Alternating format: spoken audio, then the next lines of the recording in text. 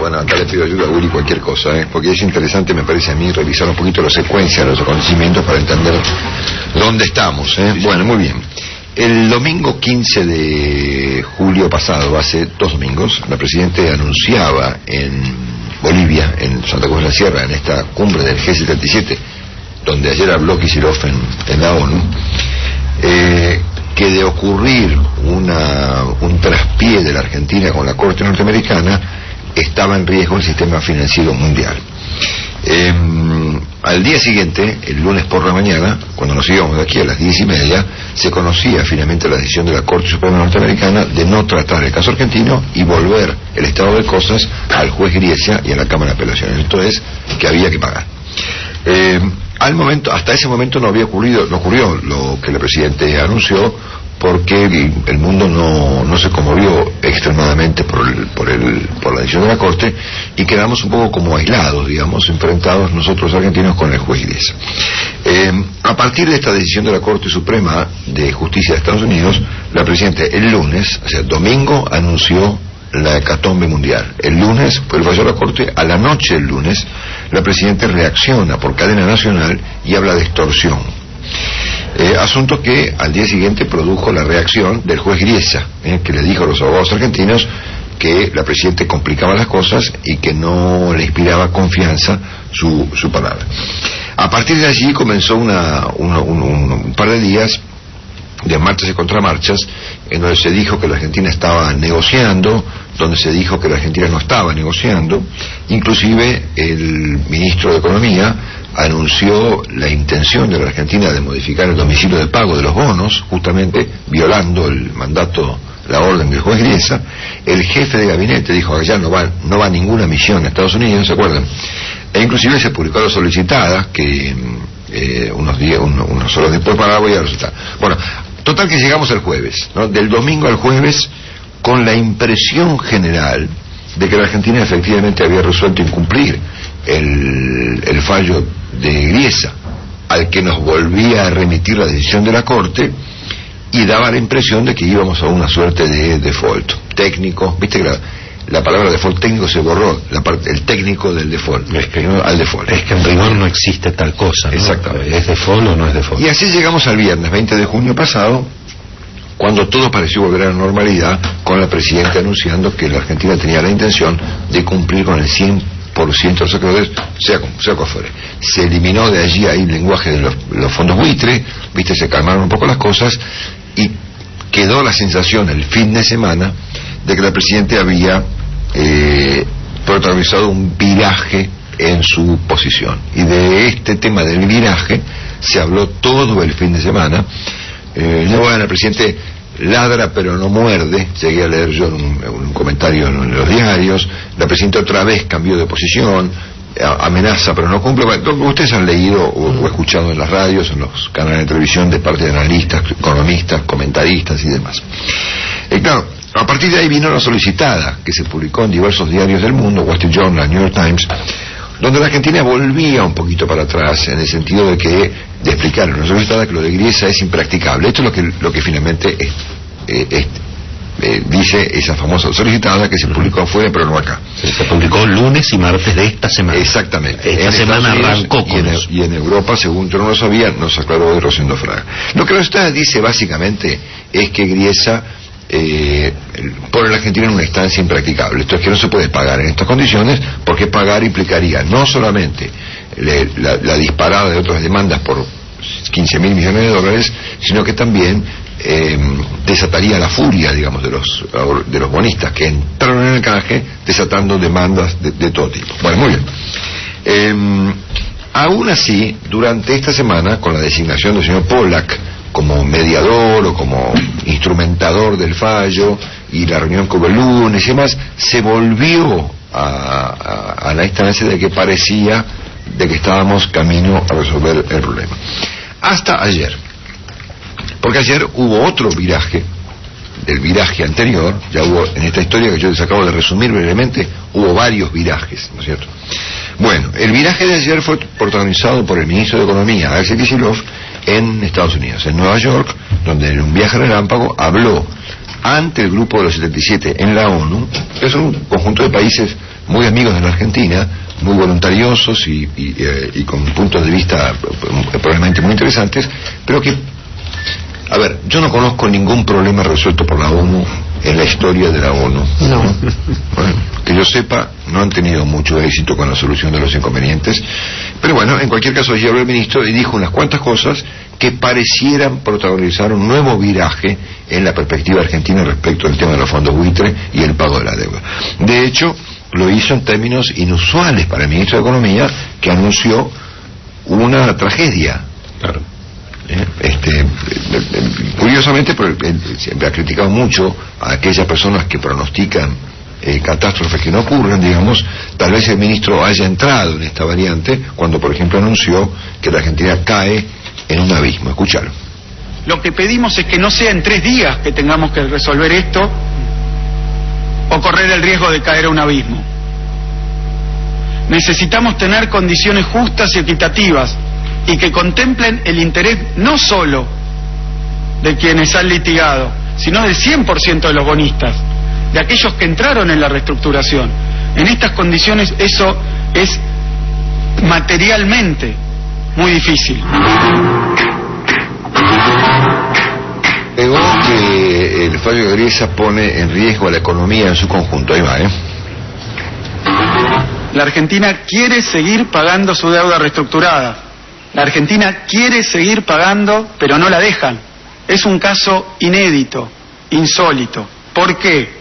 Porque nos han impuesto determinadas condiciones que, como verán, tienen consecuencias que ponen en riesgo no ya la reestructuración, no ya la situación financiera externa del país, sino la economía en su conjunto. Empujan de cumplirse a la Argentina hacia un nuevo default. Quiere decir que el accionar de los fondos buitres no es que pone en riesgo la reestructuración, pone en riesgo al país, pone en riesgo a nuestro pueblo, pone en riesgo los derechos para proteger a los argentinos del accionar del sistema financiero internacional.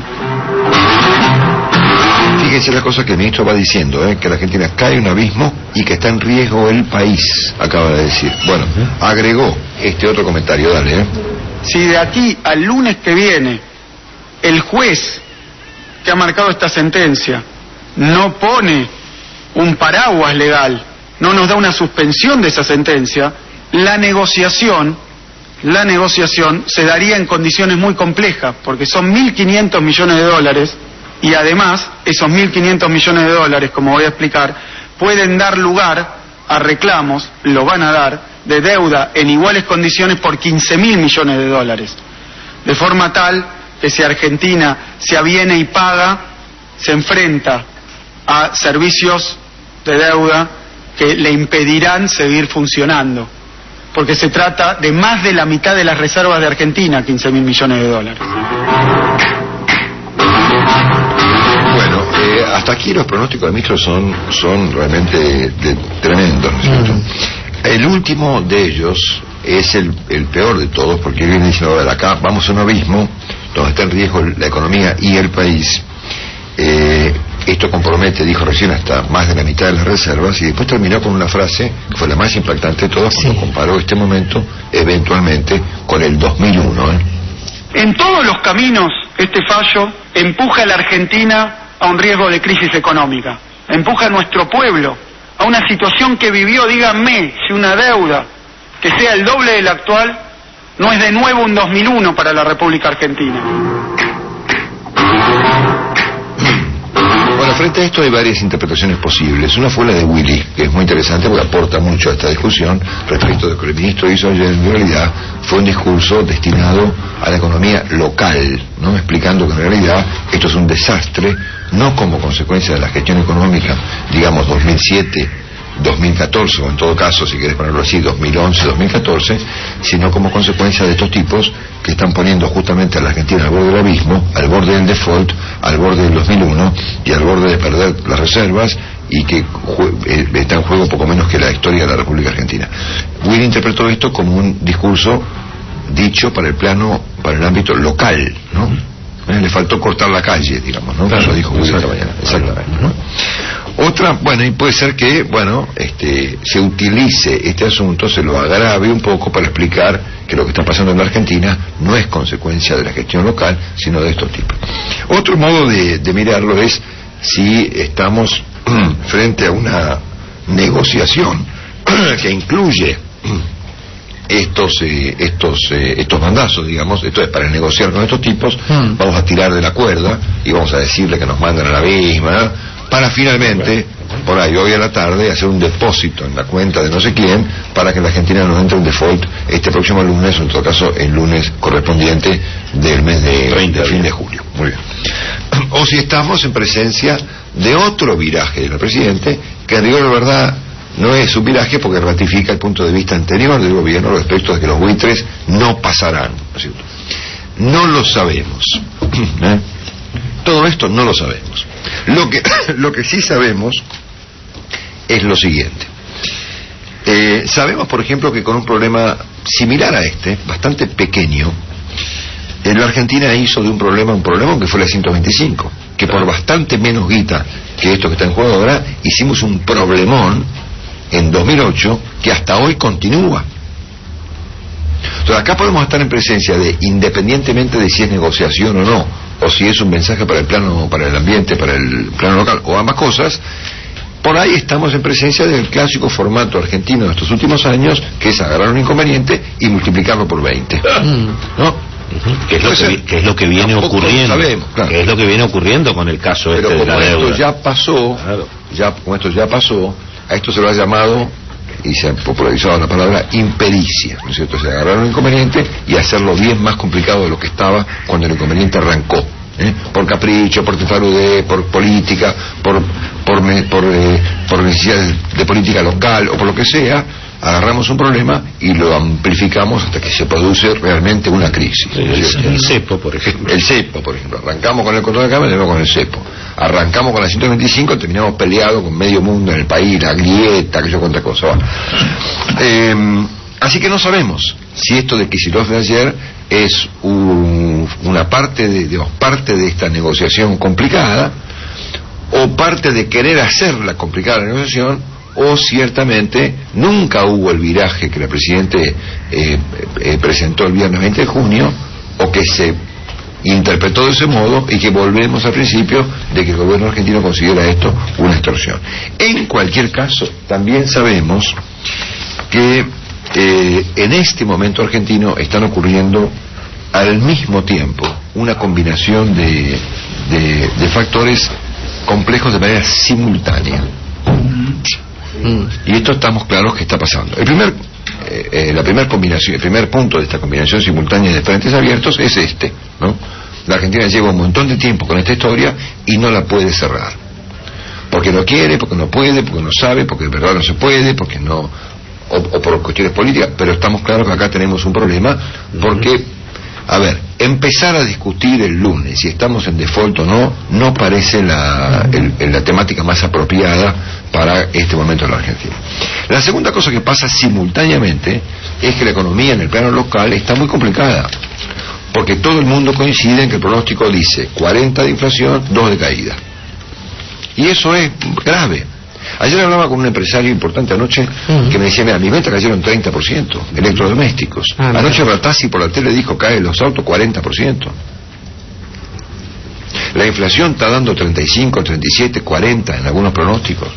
Entonces tenemos una complicación por el motivo que fuese en el plano internacional y una complicación clara en el plano local. Y en tercer lugar, el tercer frente abierto de manera simultánea es el político. Claro. O sea, a ver, estamos hablando hoy de que le pueden pedir la captura al representante de la Argentina ante el Banco Mundial. Bueno, probable que no pase, yo qué sé, pero estamos en ese plano de cosas. Dentro de 30 días tenemos no uno, sino varios problemas con el vicepresidente Vudú hoy de viaje, ¿no? Por el agravamiento del caso Chicone y por la aparición de nuevas instancias complicadas en su vida política. Entonces, me parece que estamos en presencia, estamos claros de esto, de una combinación simultánea de frentes que por algún motivo ahí los tenemos y nadie se anima a intentar una solución en ninguno de los tres planos, ni en el plano del frente internacional, ni en el plano económico local, ni en la cuestión de vudú y todos sus derivados en el plano político, que son enormes. Así que bueno, se ve que a la Argentina le gusta, evidentemente, mantener la herida abierta, jugar con fuego. Todo